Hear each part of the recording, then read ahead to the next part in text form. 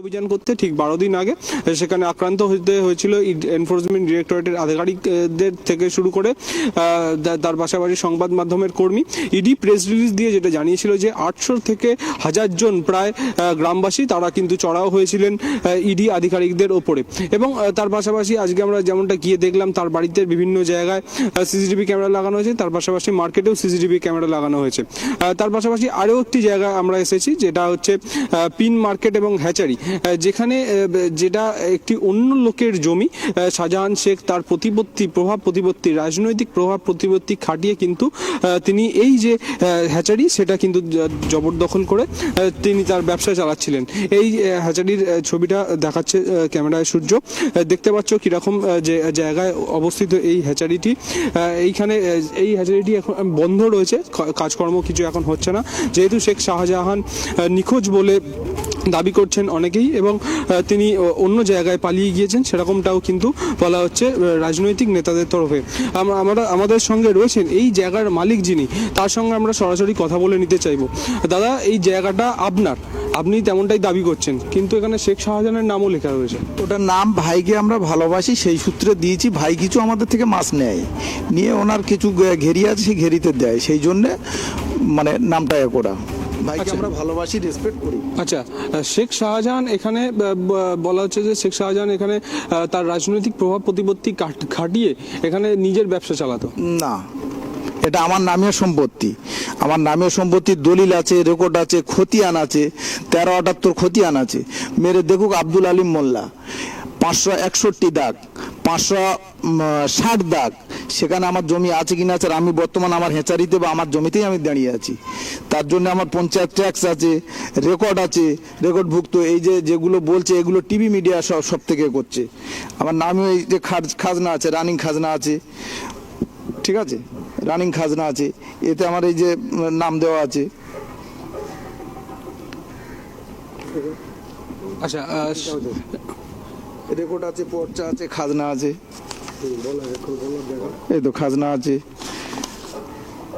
22 সাল 23 সালের trade licence কাটা আছে এই জায়গার ব্যবসার জন্য। কিন্তু এলাকার মানুষ তো বলছেন যে বিভিন্ন জায়গায় এই সন্দেশখালীর বিভিন্ন অঞ্চলে শেখ শাহজাহান তার রাজনৈতিক প্রভাব প্রতিপত্তি কাটিয়ে তিনি ব্যবসা চালাতেন, বিভিন্ন ব্যবসা চালাতেন।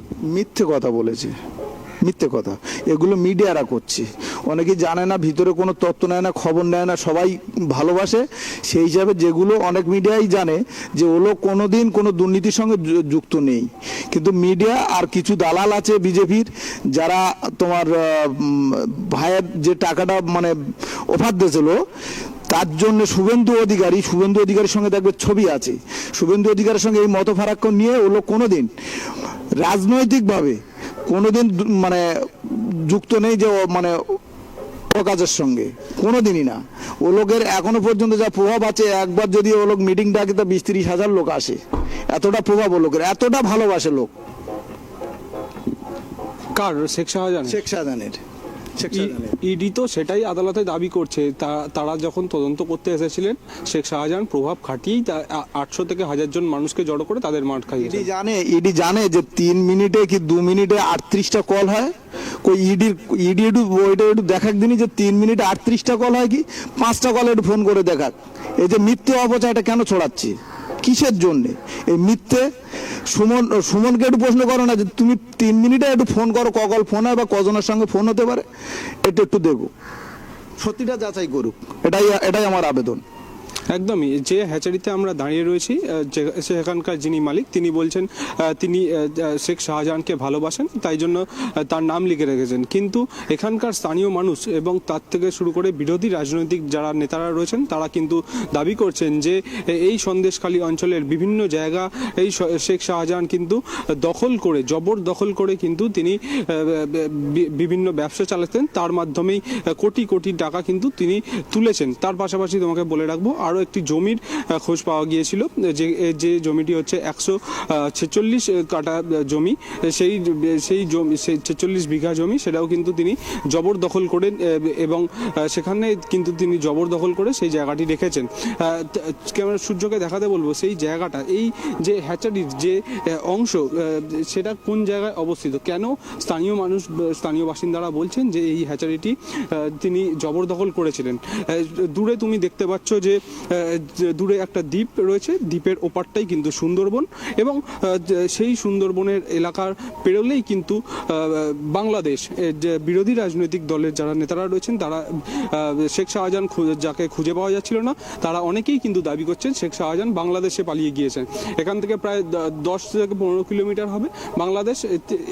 এই অঞ্চলে শেখ শাহজাহান, যে স্থানীয় রাজনৈতিক দলের যে ব্যক্তিরা রয়েছেন, তারা যেটা দাবি করছেন যে এই জায়গাটিকে বেছে নেওয়ার স্থান মাহাত্ম্যটাই হচ্ছে খুব কাছেই। তুমি দেখতে পাচ্ছ নৌকা রয়েছে এবং খুব সহজেই কিন্তু এখান থেকে বাংলাদেশে চলে যাওয়া যায়। তার পাশাপাশি আমাদের সঙ্গে রয়েছেন আমাদের এখানকার প্রতিনিধি সিরাজুল। সারাদিন আমরা ঘুরলাম শেখ শাহজাহানের বাড়ি থেকে শুরু করে মার্কেট, এই হ্যাচারি। স্থানীয় বাসিন্দারা যেটা বলছেন, তো তারা শেখ শাহজাহান অত্যন্ত প্রভাবশালী ব্যক্তি এবং তিনি বিভিন্ন জায়গা জবরদখল করে বিভিন্ন রাজনৈতিক প্রভাব কাটিয়ে তিনি বিভিন্ন জায়গা জবরদখল করে তিনি তার ব্যবসা চালাতেন। কিন্তু এখানকার স্থানীয় বাসিন্দারাও কয়েকজন বলছেন যে তারা নাকি ভালোবাসেন শেখ শাহজাহানকে, তাই জন্য তার নাম লিখেছেন। দেখো, আগেই জানিয়ে রাখি যে সন্দেশখালী নিয়ে কিন্তু একটা তোলপাড় চলছে সমস্ত রাজনীতি মহলে। যে জায়গায় আমরা উপস্থিত হয়েছি ধামাখালের ঠিক মাছের পিন আড়ত হ্যাচারিতে, সেই হ্যাচারিতে কিন্তু দাঁড়িয়ে আছি আমরা এই মুহূর্তে। একদিকে 3 নদীর মোহনা, এখানে 3 নদীর, একদিকে সন্দেশখালী, একদিকে তুষখালীর, একদিকে ধামাখালী। আমরা কিন্তু দাঁড়িয়ে আছি আপাতত ধামাখালী স্পটে দাঁড়িয়ে আছি। এখানে কিন্তু যে হ্যাচারি আছে শেখ শাহজাহানের নামে, যেটা অভিযোগ তোলা হচ্ছে যে শেখ শাহজাহানের বিশাল কোটি কোটি টাকা এখান থেকে ইনকাম হচ্ছে, এখানে আমরা সেই জানতে পারলাম এখানে যে হ্যাচারিটা আছে সেই পৈতৃক সম্পত্তি কিন্তু মোহাম্মদ আব্দুল আলিমের। তিনি কিন্তু দাবি করছেন যে এই সম্পত্তির সমস্ত ডকুমেন্টস আমার কাছে আছে, তার দলিলপত্র, সমস্ত কাগজপত্র সবকিছুই আমার কাছে আছে। তিনি কিন্তু এটাই দাবি করছেন। আমরা এসে কিন্তু সেই চিত্রটা তুলে ধরার চেষ্টা করছি আমাদের ট্রাইব টিভি ক্যামেরার মাধ্যমে, এবং সত্যটাকে তুলে ধরার চেষ্টা করছি যে তিনি যে কথাটা বলছেন যে কতটা সত্য, সেটা প্রশাসনিক মাধ্যমে আইন মারফত নিয়মকরণ মেনেই কিন্তু সেগুলো তদারকি হবে।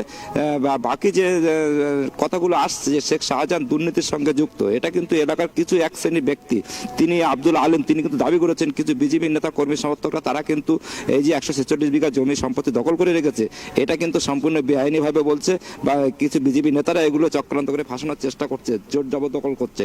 এটা কিন্তু এর পাশেও কিন্তু আরেকটা সম্পত্তি আছে, সেই সম্পত্তিটা কিন্তু শেখ শাহজাহান নামে বলা হয়েছে, কিন্তু তিনি শেখ আব্দুল আলিম কিন্তু তিনি বলতে চাইছেন যে পার্শ্ববর্তী যে নদীর ধারে যে সম্পত্তিটা আছে, একটা মাঠ আছে এবং বেশ কিছু 25 থেকে 30 খানা দোকান আছে ধামাখালী রোডের উপরে, সেই সম্পত্তির দোকান এবং সেই জায়গার মালিক কিন্তু অন্য আর একজন, তিনি কিন্তু এমনটাই জানিয়েছেন। পাশাপাশি এই তথ্যটাই আমরা এখন এই মুহূর্তে পাচ্ছি এখান থেকে।